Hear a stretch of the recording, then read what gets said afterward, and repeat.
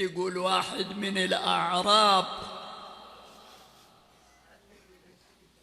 يقول واحد من الأعراب من البادية يعني، إلي عيدة عند الإمام علي آخذها منا كل سنة. عيدة يعني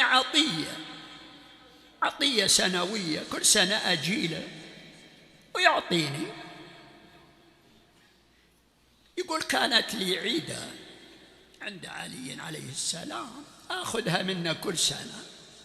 صارت أيام العيدة دخلت المدينة عقب موت النبي بكم يوم. يقول إلا المدينة فيها فزع، الناس تهرع وبأيديهم السلاح. وش صاير؟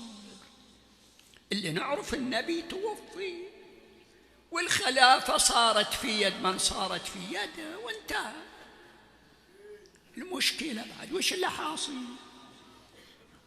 يقول أنا أمشي وأنا أفكر وش اللي حاصل، أشوف الناس تهرع وبيدهم السيوف كذا.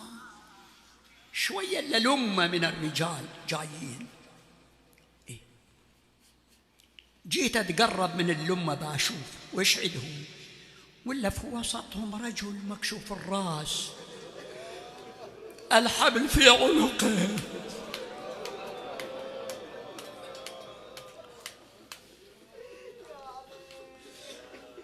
مكتوف بحمايل سيفه. يقول أطالع هذا منه، هذا علي، لو أنا مشتبه إلا هو يصيح وحمزة، ولا حمزة لي اليوم وجعفر.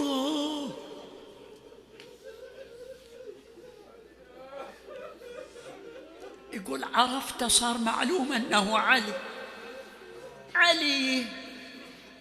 بهالحال.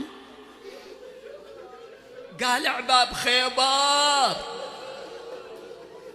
قاتل مرحب وعمر، فارس ميدان لا فتى. علي بهالحال. يقول أخذني أفكر، صرت أرجف من العجب. شوية اللي جاء على الأمر أمر أعظم منه. أطالع إلا لأمة نساء جايين تقدمهم مرأة بيديها طفلين صغيرين،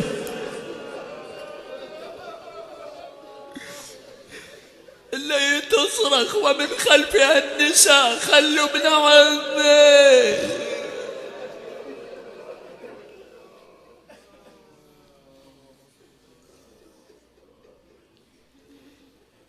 التفت رجل من اللي ويا علي إلى غلام له، إلى عبده، قال له تلك فاطمة قد جاءت فارجع إليها وأرجعها.